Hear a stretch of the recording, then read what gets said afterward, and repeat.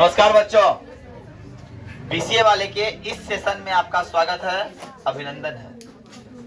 और पिछले कई क्लास में हमने पढ़ा क्लास 10वीं के मैथमेटिक्स के उस चैप्टर को जिसका नाम था वास्तविक संख्या। उनमें कई प्रश्न को किए जो कि हमारे पाठ्यक्रम में, हमारे एग्जाम में बहुत महत्वपूर्ण आते हैं। और आज हम लोग जा रहे हैं दूसरा चैप्टर पे, जिसका नाम है द्विघात बहुपद।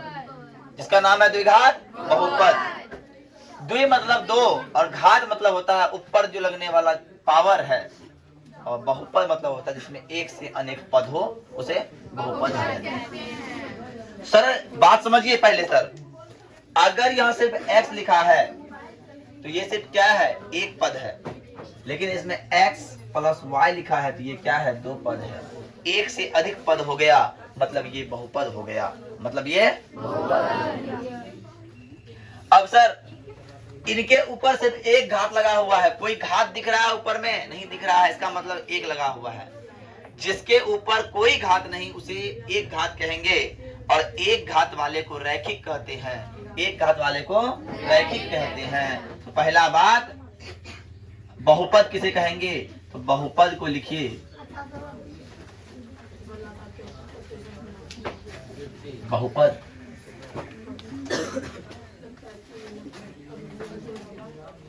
जिसमें जिस समीकरण में बात नहीं करना है,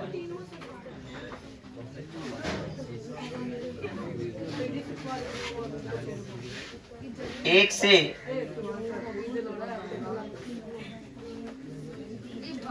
अधिक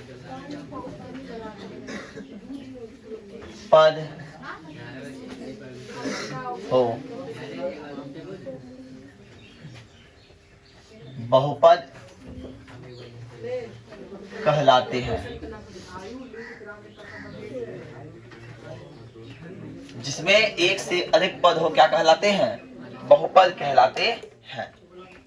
ठीक है,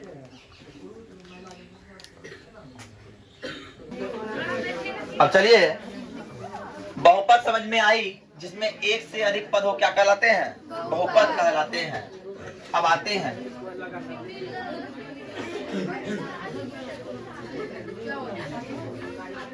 एक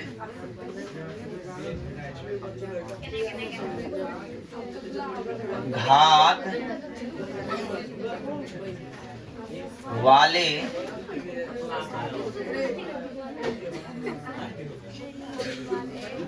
बहुपद एक घात वाले बहुपद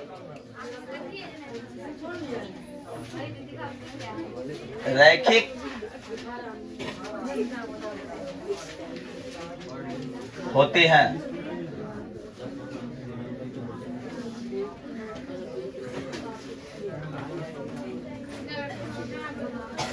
दो घात वाले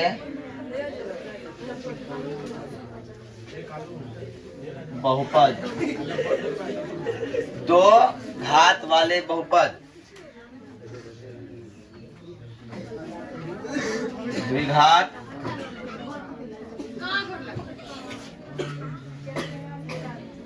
होते हैं।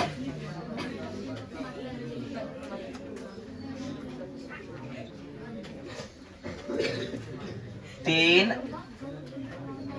घात वाले बहुपद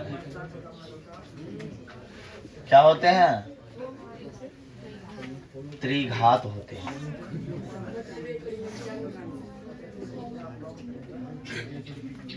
मतलब एक घात इसमें हुआ उसको रैखिक बोलेंगे, दो घात हुआ उसमें द्विघात बोलेंगे, और त्रिघात इसमें हुआ तीन घात होगा त्रिघात बोलेंगे। तो द्विघात का फॉर्मूला क्या होता है सर, तो अब आते हैं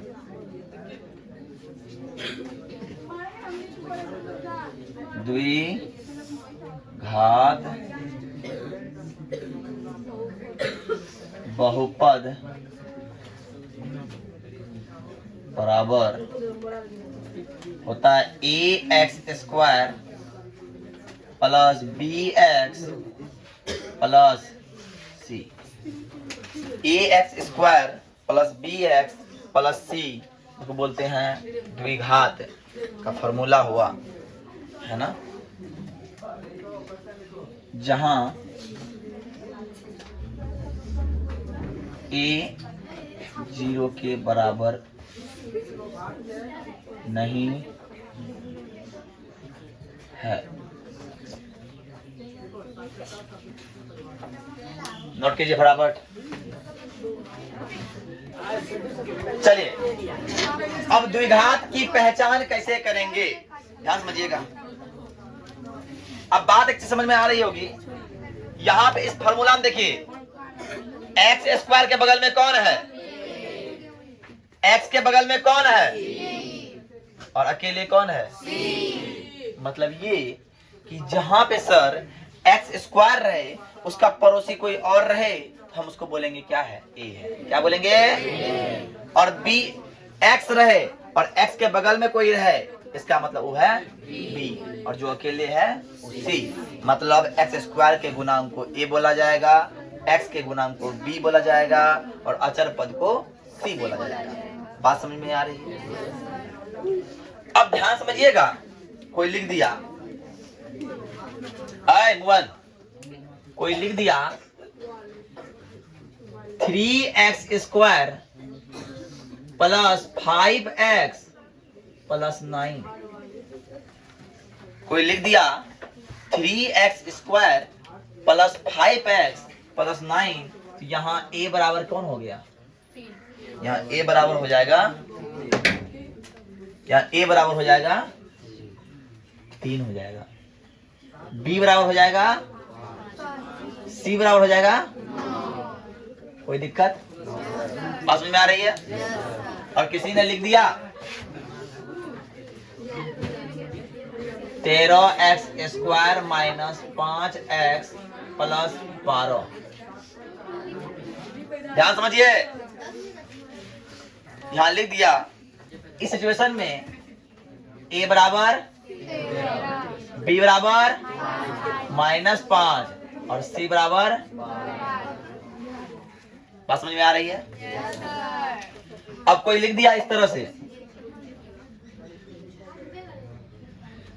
2x स्क्वायर प्लस 5, बस। तो a बराबर b बराबर 5 नहीं होगा, क्योंकि x है ही नहीं। जब x नहीं हो तो x का पड़ोसी कहां से आएगा जी? सर जी नहीं, सर जी बच्चा होगा, हाँ? सर जी का विद्यार्थी हो, बच्चा मतलब विद्यार्थी है। सर का सर का विद्यार्थी है। आप लोग कैसे सोच ले लिया? चलो हंसना वाला है। अब चलो, अब इसलिए x नहीं तो x का पड़ोसी नहीं। और जानते हो कोई चीज का नहीं होना मैथमेटिक्स टर्म में उसको बोलते हैं, तो b बराबर और c बराबर। आए बात समझ में? अब कोई लिख दिया इस तरह से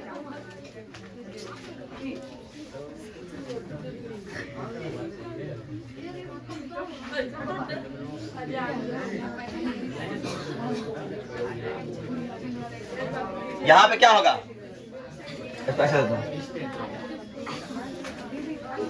ठीक है, तो यहां होगा a बराबर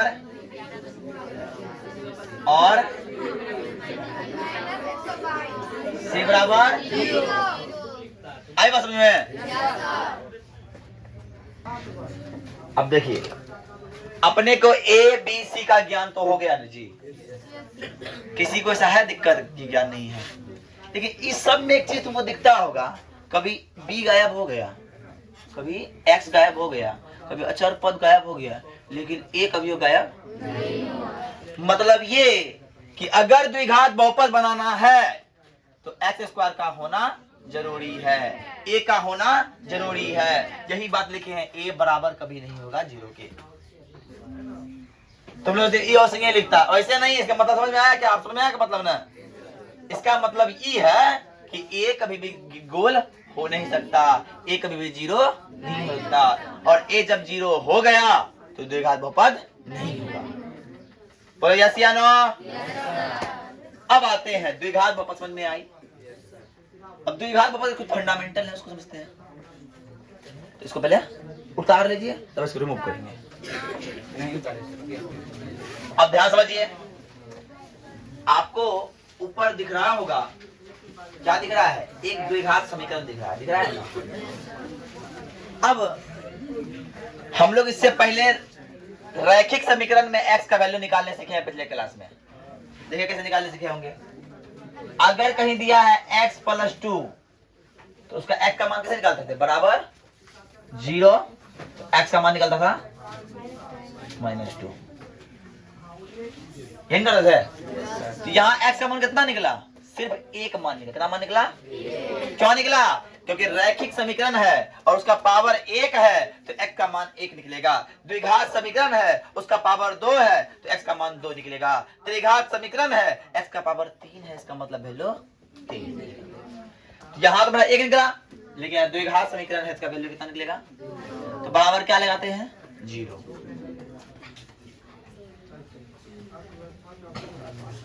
इतना बात करना है। उसके बाद इस समीकरण में a क्या है? ये x है नहीं, ये 1 है। x किसका पड़ोसी कोई है? जब कोई नहीं है उसको 1 बोलते हैं। क्या बोलते हैं? एक क्या है? a क्या है? 1। और c क्या है? 1 गुना 10 तोड़िए 2 गुना। बात क्लियर यहां तक? स्टेप बाय स्टेप समझना। पहला स्टेप किए कि हम और a और c को कर दिए, अब गुना करने वाले इसका अभाज्य गुणनखंड क्या कर दिए? और जब अभाज्य गुणनखंड करते हैं बात आता है 2 गुना।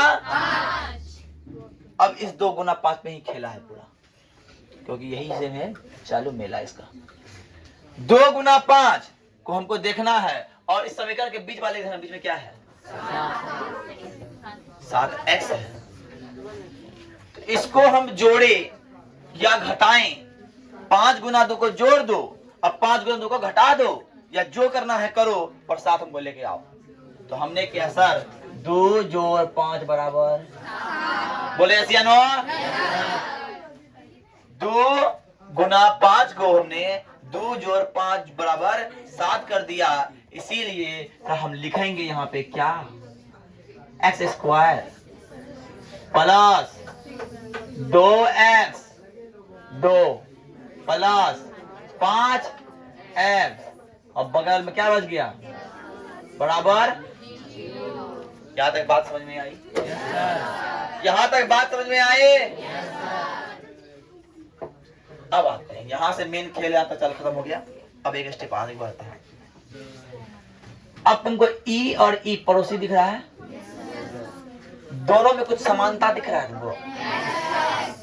x स्क्वायर बोला बाबू हमारे पास भी x, और 2x बोला बाबू हमारे पास भी x, तो दोनों में कुछ समानता तो है, मतलब रिश्तेदार बन सकते हैं हम लोग, है ना? मतलब कि x ले लिए कॉमन।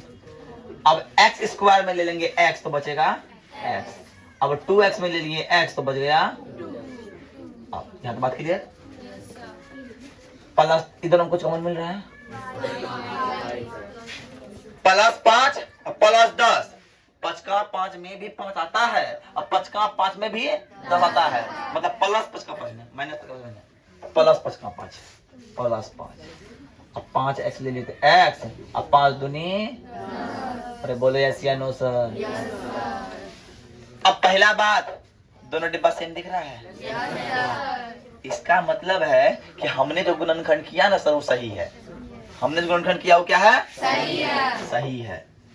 इसीलिए लिख देंगे एक डिब्बा को लिख दो x प्लस 2। अब पहला डिब्बा का पड़ोसी के x, और दोनों डिब्बा पड़ोसी के प्लस 5 बराबर 0। यहाँ तक तो करना ही है हमको, यहाँ तक करना ही है हमको। लेकिन अब यहाँ से क्लाइमैक्स चालू होगा। क्या होगा? चलो अब लिखेंगे सर x बराबर x प्लस 2 बराबर 0, और x प्लस 5 बराबर इसीलिए ई हो गया x बराबर माइनस, और इसलिए ई हो गया x बराबर,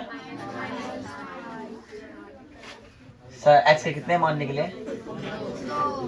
x के कितने मान निकले? एक मान ये, एक मान x के कितने मान निकले? x के 2 मान निकले। काहे निकले 2 मान? इसीलिए कि ये द्विघात समीकरण है, और बोला है सर द्विघात समीकरण का x का मान कितना निकलता है? और सर जानते हैं इसी x के मान को किसी ने कहा शून्य, क्या कहा? किसी ने कहा मूल, किसी ने कहा x। यही x का मान कोई बोलता है शून्य निकाले, कोई बोलता है मूल निकाले, कोई बोलता है x का मान निकाले। तो कोई कुछ बोले, इन तीनों में से हम निकालेंगे यही। बस में आई? अब यहाँ बस समझिए, यहाँ समझिए एक स्टेप और। किसी एक को हम बोलेंगे अल्फा, क्या बोल देंगे? अल्फा लेते हैं ऐसे, और किसी एक को लिख देंगे हम लोग, किसी एक को लिख देंगे, किसी एक को लिख देंगे बीटा, किसी एक को लिख देंगे अल्फा, किसी को लिख देंगे बीटा। और जानते हैं सर इसका फॉर्मूला बनाया गया, जांच करने का फॉर्मूला, सर आप सही बनाए हैं कि गलत बनाए हैं, इसके लिए 2 फॉर्मूला दिया गया। फॉर्मूला सेक्शन में आइए, फॉर्मूला सेक्शन में लिखिए, फॉर्मूला सेक्शन में लिखिए अल्फा प्लस बीटा बराबर माइनस बी बटा ए।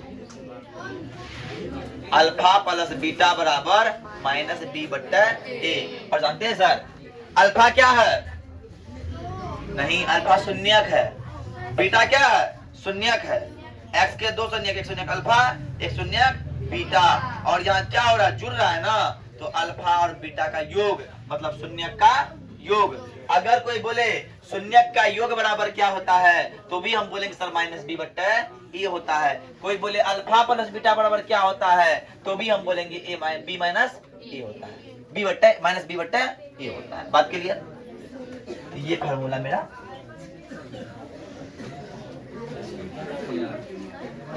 अब दूसरा फार्मूला बोला जांच करने का, अल्फा इंटू बीटा बराबर क्या होता है, तो सर सी बट्टा ए होता है। और सर यहाँ अल्फा इंटू मतलब हो गया गुना, अल्फा क्या है? शून्यक है, बीटा क्या है? शून्यक है, शून्यक का गुणनफल बराबर फार्मूला होता है सी बट्टा ए। अल्फा प्लस बीटा बराबर माइनस बी बट्टा ए, अल्फा इंटू बीटा बराबर सी बट्टा ए। अल्फा प्लस बीटा मतलब शून्यक का योग, तो यहाँ लिख दीजिए, इसको बोलते हैं हम लोग क्या?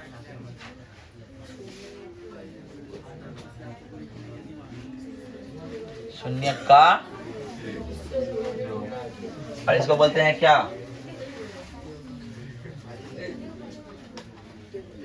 शून्यक का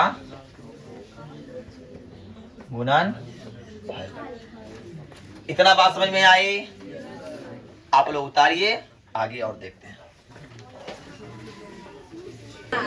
अब देखिए, अगर अल्फा और बीटा दिया रहे, अगर अल्फा बीटा दिया रहे, उस सिचुएशन में द्विघात बहुपद का फॉर्मूला एक और भी होता है।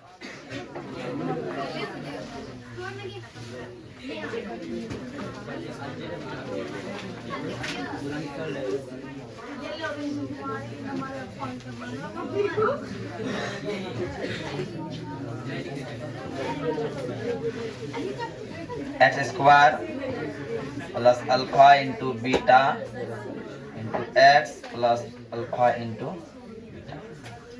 ठीक है, अगर अल्फा बीटा पता चल जाए, शून्यक पता चल जाए, उस सिचुएशन में ए भी क्या होता है? द्विघात बहुपद का फॉर्मूला होता है बराबर 0 लेना। चलिए अब आते हैं, हम उदाहरण की ओर बढ़ते हैं। अब उदाहरण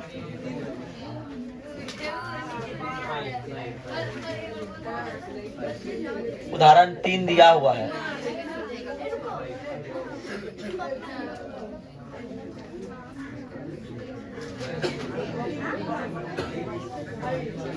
ध्यान समझिए, उदाहरण 3 दिया हुआ है। क्या दिया हुआ है कि एक्स स्क्वायर माइनस 3, इसका शून्यक भी निकालिए, और जो फॉर्मूला लिखाए हैं, फॉर्मूला क्या लिखाए थे? फॉर्मूला लिखा है थे अल्फा प्लस बीटा बराबर माइनस बी बट्टा और अल्फा इंटू बीटा बराबर सी बट्टा। इसके आधार पे जांच भी करना है। उदाहरण 3 देखिए पहले क्या बोल रहा है, करेंगे क्या, बराबर देंगे 0, तो ये हो गया x स्क्वायर बराबर 3, इसीलिए x बराबर रूट अंडर 3, और जब रूट में आता है प्लस माइनस साथ में आता है, इसीलिए x का 2 वैल्यू होगा, एक होगा प्लस रूट 3 और एक होगा माइनस रूट 3। बात समझे? क्या करे, ये स्क्वायर रूट में गया और रूट में जब भी आता संख्या वो प्लस में भी रहता है और माइनस में भी रहता है, इसीलिए यहाँ द्विघात समीकरण का वैल्यू x का वैल्यू 2 हो गया।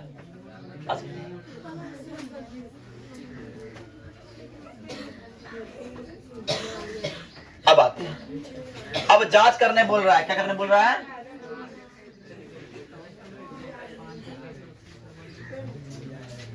जांच में पहचानना है कि ए कौन है, बी कौन है, सी कौन है। पहचान लीजिएगा, पहचान लीजिएगा। ऊपर से सर यहां से क्या दिख रहा है, ए बराबर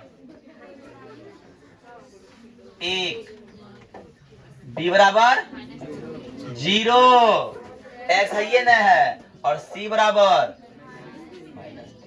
दिख रहा है ना। फॉर्मूला अब जांच में बोले सर, फॉर्मूला बोले हैं सर कि अल्फा प्लस बीटा बराबर माइनस बी बटा एक्स का पहला वैल्यू अल्फा और एक्स का दूसरा वैल्यू बीटा। तो पहला वैल्यू क्या है, प्लस रूट 3, अरे है कि ना। दूसरा वैल्यू माइनस रूट 3, अरे है कि ना। और बी का मान माइनस 0 बट्टा 1। खत्म हो गया, 0 बराबर 0 प्रूव्ड। पहला जांच हो गया। दूसरा जांच होता है अल्फा इंटू बीटा बराबर सी बट्टा ए।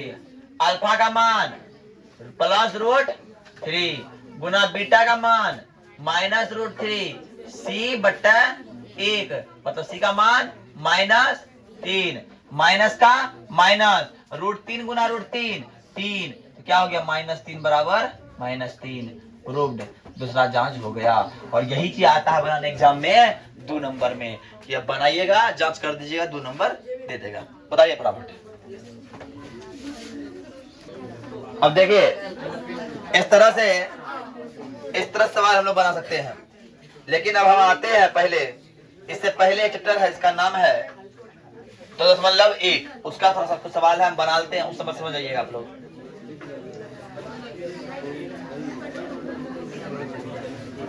चलिए एग्जाम्पल है, सॉरी एक्सरसाइज है 2.1। बोलिएगा सर 2.1 बता भी नहीं किया, बताते हैं। आपको दिख रहा होगा 2.1 में ग्राफ दिया हुआ है।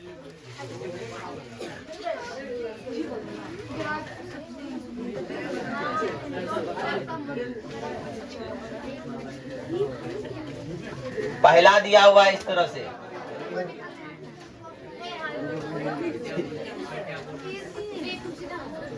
पहला ग्राफ इस तरह का दिया हुआ है, एक्स वाई।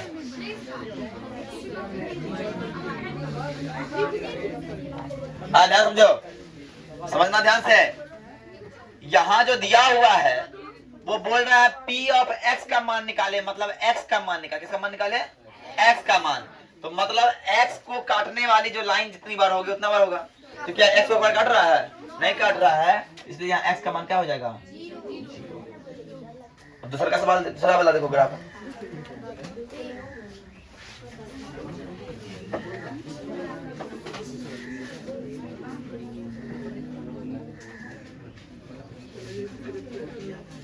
Why? है ना? Yes, sir. है?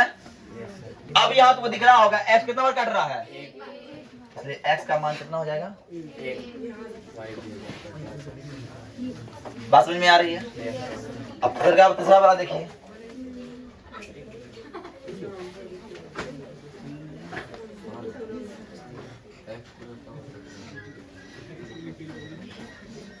Y x. कितना बार काट रहा है? 1.123 एक्स का मान।